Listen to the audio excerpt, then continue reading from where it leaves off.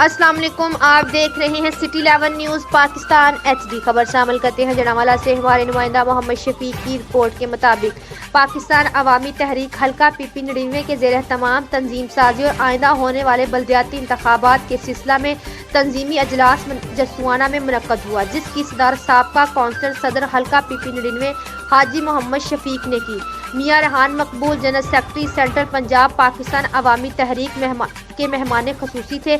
अजलास में मियां मोहम्मद अमजद चौधरी, अशरफ कादरी, मोहम्मद आसफ गुज्जर, डॉक्टर एहसान चौधरी, मोहम्मद यूनुस गुज्जर, कमरुज़्ज़मान और दीगर अवामी तहरीक के ओहदेदारान ने शिरकत की। इस मौका पर मेहमान खसूसी मियां रेहान मकबूल ने खिताब करते हुए कहा कि पाकिस्तान अवामी तहरीक के कायद प्रोफेसर डॉक्टर ताहिरुल कादरी ने करप्ट निज़ाम के खिलाफ 30 साल कबल जदोजहद का आगाज किया और अवाम को शऊर दिया कि पाकिस्तान में सियासत ने रियासत बचाने की ज़रूरत है, चेहरे नहीं बल्कि निज़ाम बदलने की ज़रूरत है। इन्होंने कहा कि मौजूदा निज़ाम करप्ट और फसूदा है।